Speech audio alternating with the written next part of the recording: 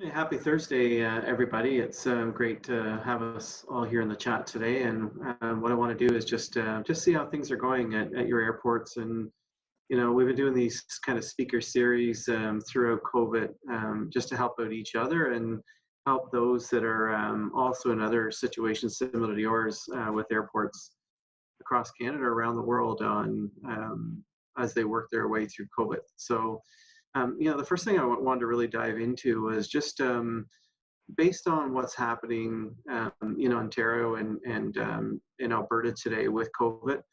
How is it affecting the day-to-day operations of your airport, or is it? So, I'll start with you, Luke. In northern Alberta, what's that like? Yeah, it's been different. So unfortunately, both airlines here have suspended their operation. So we've lost that aspect of travel because we are so far north. The only other option is to drive south.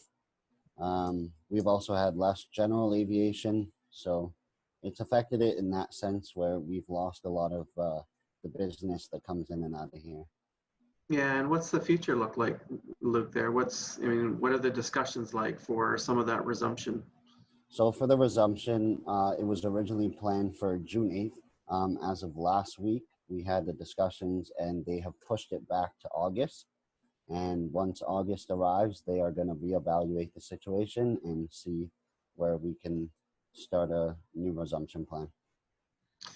Yeah, not easy and high level when last year you were dealing with forest fires, and this year it's shifted to a whole different emergency. So how about you and Tiffany in Dryden? How is it affecting the day-to-day operations today? Similar to Luke, we don't have passenger flights right now. Bearskin Airlines is our sole provider for that service, and they stopped at the beginning of April, their passenger service. So we've been in contact with them and have an open dialogue, and we're hoping to be able to support them as they work on being able to come up with a resumption plan. So that's our passenger sched side. We've got the MNR and Meg Aerospace, in full swing now with the fire season, and though that's pretty slow too, we're thankful right now, but we've seen them come in and out, and they've increased our traffic a little bit compared to March. That's great. Safety of staff is been in the news. It's been talked about. We hear it from our clients on the difficulties of trying to physical distance in the workplace. So, Lisa, with Peterborough, what are you doing, or what are you doing as an airport to make sure that we're protecting staff? So there's a couple of things. We're doing definitely one person if we can in the office, where normally we'd have quite a few working day to day. We're trying to limit the interactions between staff.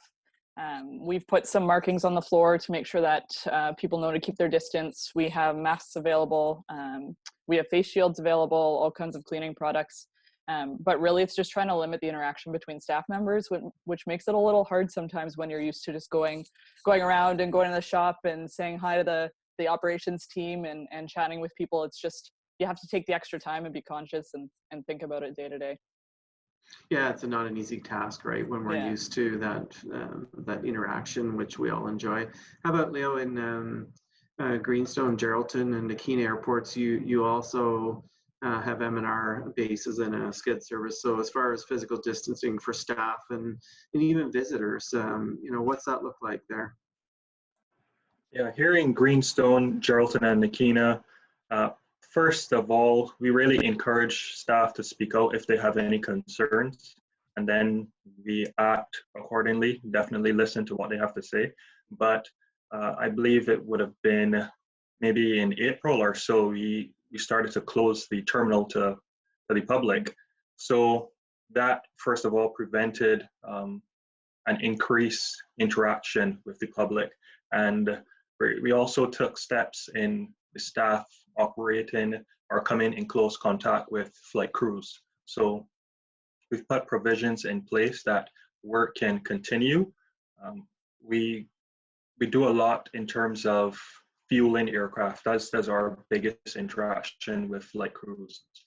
In terms of the paperwork, we've taken a step to get what information we can before we come into that close contact, and as much as possible is done over the telephone or from a distance.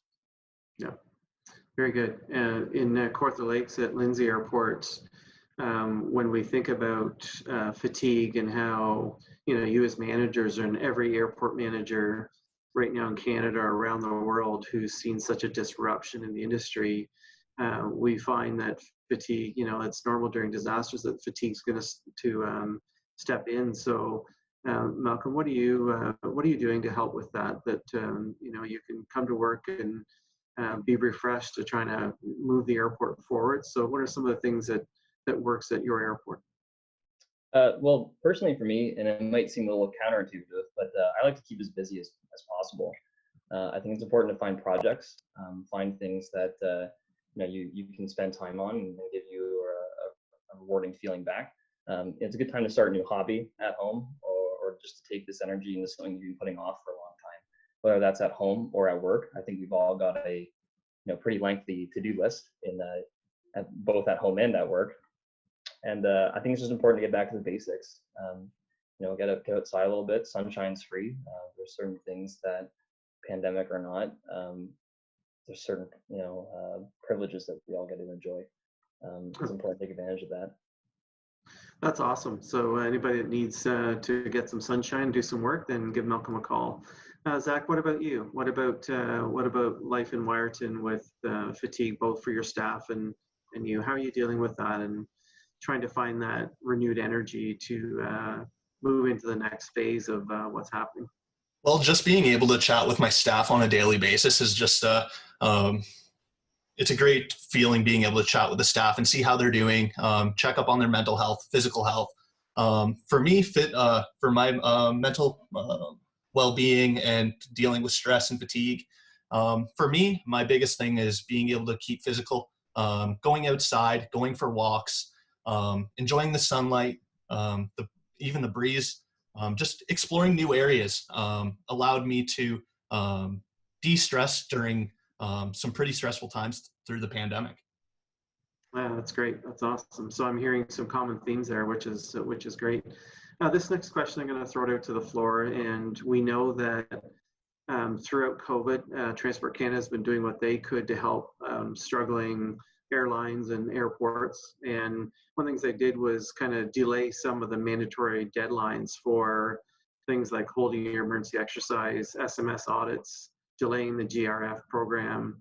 So what does that mean for your airport? Is there merit in that, or do you see the value in, if you can, if it's possible, carrying on with those checks and balances for compliance? So any thoughts on that? I'll jump in. I think it's beneficial that Transport offered airports the opportunity to delay some things, but I don't think it's something that people should be taking for granted or taking advantage of, because if you let it get behind at the start, you don't know where you're going to be in months from now. You want to make sure you're still doing the audits if you can, the exercises if you can. If you can't do a full scale, do a tabletop and do the full scale the next year. I just think it's so important to keep compliant, because it's easier to stay on it than it is to try and play catch up the whole time. And in a time like this, where we do have the opportunity to catch up on a lot of projects, I think it's really important that airports do stay on top of their compliance. So. Yeah, crashes and incidents, they don't discriminate, so it can happen anywhere, anytime, regardless of COVID or not. So there's a thought pattern around that. How, anybody else? Yeah, I think they've given us the opportunity. Oh, sorry. Yeah, go ahead. They've given us the opportunity to reassess our approach and our schedules in order to be able to continue with our requirements. So an example, right, like our full-scale exercise was planned for May, and this exemption has allowed us to kind of go back to the table and come up with a game plan in order to still get an exercise in, whether it be our tabletop instead. We just have been given a little bit of extra time to kind of make sure we have a plan to roll out. Yeah, that's great. Sometimes hitting reset, there's a lot of value in that for the quality and the quantity of what you're producing. This last question before we let you go is maybe a hard one, but I'm wondering, what's one positive coming out of COVID for your airport? So we're seeing, you know, and hearing from our clients every day about some of the good things that have come out of it. So for your airport, what is one of the positives that you can, you know, tuck that in the bank and say, look, through all this is one really good thing that happened. So I'm going to send you all out, and I'll start with Lisa. Oh, good. I think it's really given us the opportunity, kind of building on what Tiff said, is to reevaluate and reprioritize. You know, we're so busy with so many different things that this has just given us the time to take a breath and say, okay, what's the most important? How can we refocus? What new ideas can we develop for the airport that we might not have seen before? It's allowed us to kind of reset and regauge a whole bunch of what are the new opportunities? What else could I get out of this? In addition, I will say specifically for our Loomex team for building relationships, I know I've been chatting with these guys every day, every other day for quite some time, and they're a pretty entertaining crowd. So the relationship building has been an opportunity as well, I think. So. Thanks, Lisa. How about you, Leo? For me, I would say is drawn attention to the airport in a very positive way, both within the municipality, the public, really knowing the benefit that we have and what we do bring to the area, as well as for our customers, for us to be able to continue to provide services and support, especially during the time. I really see the appreciation come in from them. So I know we've been able to act quickly, accordingly, put things in place, and I feel that sense of appreciation for the job that we do here. Thanks, Leo. How about you, Luke? For us, we just took a step back and kind of regrouped and thought about, you know, what are some things that we can accomplish while we do have extra time and there aren't a lot of people around. So we're kind of working on projects that you wouldn't normally really work on when there's a lot of people around in the building. So, you know, we just took that time to take advantage of this opportunity. We're in an unfortunate time, but, you know, I believe there's always a light at the end of the tunnel. Yeah, very good, very good. Malcolm. I think I'd have to say that one thing that I believe everybody sort of realized as this is going on is that we're all part of a pretty large community, and certainly a community that's larger than ourselves. And that's not just our local neighborhoods, but on a global scale. And I think that's really actually been positive in the way that it's brought people together. And I think that can be found around the airport as well as it can be found in our own neighborhood. Thanks, Malcolm. And Dryden, Tiffany. One thing that I've learned is that the airport community itself has really come together to advocate on behalf of the smaller airports, larger airports. And I think that's really valuable for people to understand, is that we are a community, and it's kind of in these times, it's really shown that we're a resilient bunch, and we're able to kind of band together in order to find that support and to push for opportunities. On an operations front, we've been able to maintain our annual requirements and maintenance requirements, and we've been able to complete them on a more efficient level in comparison to other years, just with a slowdown in traffic. So our crack sealing, our runway painting, were all kind of done much more efficiently than in previous years. Yeah, that's a big help. Yeah. And Zach Wyerton. I think the biggest positive for the airport, and I believe this for some of the other airports as well, was understanding the need for infection control. Prior to this, we didn't have a lot of that in place.